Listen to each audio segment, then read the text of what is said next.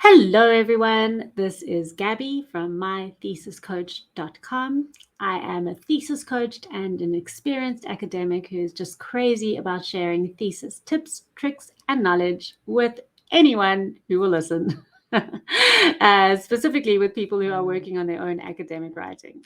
So, what I want to talk about today is basically the question I get asked first every time I run a thesis writing workshop, and that is, how, Gabby, do I choose a thesis topic? I mean, I can really understand the anxiety around this question because often you will be writing a thesis because you are maybe doing an honors program, a master's program, or you've enrolled in a PhD to attain whatever goals you're wanting to do. But you know, a thesis is a part of that, and you have to write a thesis. And what is a thesis going to be about? So, what I want to do in this video is share 4 steps that I think will be really helpful for you as you go about finding a thesis topic. So, to begin with, step number 1 is look at the world around you. So, you, I bet, are an interesting human being who has been in the world for quite a few years, has seen some interesting things, challenging things, things that you didn't understand, things that you didn't expect. So often, the thing that we research, that we ultimately end up researching and writing about in our thesis, is something that puzzles us in the world around us. For example, with myself, I am an educator, I'm a lecturer, as I said. And so I was really interested about something that I saw in the classroom, something that I couldn't quite understand in my own teaching and in my own students. That ultimately led me to the thing that I wrote my thesis about. So there might be something in your practice, something that you see as a lawyer, writer, financy person, whatever you might be, there might be something that you see around you that you don't quite understand, that you've always wondered about. That can be really fruitful space for a thesis. If it's not something in your direct orbit, maybe it's just something in the world. I mean, we are living in this crazy, crazy time at the moment. I suppose people have been saying that ever since history started, but there is so much that is puzzling about the world today.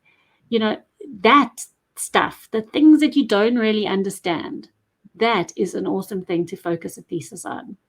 So maybe it's a phenomenon that you've noticed. I don't know, maybe it's COVID related. Let's look at that. Maybe it's something in the way that the workplace has changed that you've noticed. Maybe the demographic of the people who shop at your local bakery has changed. And that's really interesting. You've wondered about that. Now, there's something in there might prove to be fruitful for your topic. So that's step number 1, was look at the world around you, close around you and wider around you.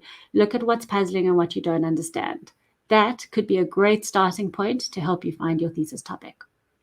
Next up is number 2, and that is read widely about your subject, because you need to see what people are already writing about this topic. Firstly, you will want to consult the academic texts. This means doing a Google Scholar search, using a tool like connectedpapers.com or researchrabbitapp.com. Check both of those out. They're very cool. Connected Papers, Research Rabbit, also just Google Scholar, and see what people do, a keyword search to see what people have already written about your topic. So academic search is important, academic literature search, but also don't confine yourself to that at this early stage. I'm a big fan of popular media. Websites which are not sort of tabloidy news sites or straight news, but are also have to do, websites that do a bit of like critical writing, op-eds, those kinds of things, feature writing. Those popular media websites can also be really helpful in terms of helping tell you more about a topic, because it often cover them from different angles and can help widen it for you. So this point of reading widely about your subject is so important because it does 2 things. Firstly, it tells you what people have already written about your topic, which is great because it will help you understand it better and mean that you don't end up replicating someone else's study, which would suck. But secondly, it also, more importantly, tells you what people haven't yet written about that subject that you're interested in, because that might be exactly where your topic comes in. Okay, you should have a couple of good ideas by now if you followed these 2 steps. The next thing would be to step number 3, which is determine doability.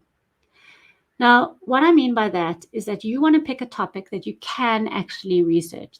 Not that you can as in permission, but you can as in it's actually feasible and it is actually possible. Now, many topics are not doable. For example, if you want to find out the experiences of those who have been on the moon, it's not impossible, I suppose, but it's going to be really hard to find those astronauts and track them down and secure interviews, and that's going to be very tough. So, is that a doable topic? Maybe not. So, could you tweak it and turn it around so that it is actually doable? Will you have access to the data that you need to help you better understand the phenomenon you're covering in your topic? If the answer is yes, then it's doable. If the answer is no, then maybe it's about looking at that subject that interested you from a different angle, which will result in a more doable project. Or maybe it's going back to step number one and looking back and thinking again, what else is there in the world that puzzles me? So that determined doability is important. And the final thing that I want to cover with you is this topic, this question of does it interest you? Now, I always say our theses live alongside everything else in our lives, families, busyness, work, health, pandemics, craziness. Our thesis is just one of those things. It's never our only thing. And yet, you want to pick something. It doesn't have to blow your mind. You've got other parts of your life that might be exciting, stimulating, amazing, and incredible. Like that you can get that stimulation in life from that. But you do still want to pick a thesis topic that interests you. You want to ask a question that you really want to know the answer to. Because that, when things get hard, when you don't feel like working, when you feel like giving up, when you just can't face coming back to your data again, that interest is going to be what pulls you back, gets you back on your bum at your computer working on it. Like I say, it doesn't have to knock your socks off. It doesn't have to be your only source of interest in the near future for the next few years of your life. That's not possible. And yet, if there's something about it that compels you, interests you, drives you, you're going to find a project that is much more sustainable, and that you're more willing to be a part of. So I really hope that those points were helpful for you as you go about looking for a topic. If you are at these early stages and you are just beginning and you're wanting some more guidance around choosing a topic and then how that topic can shift into your research questions and how that can then go on to shape your research, I would love you to head on over to the URL that you're going to see sliding across the screen there to access my totally free Thesis Starter Kit.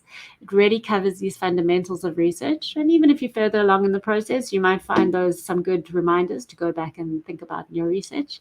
But happy thesis topic connecting and best of luck for the next stage of your studies. Cheers.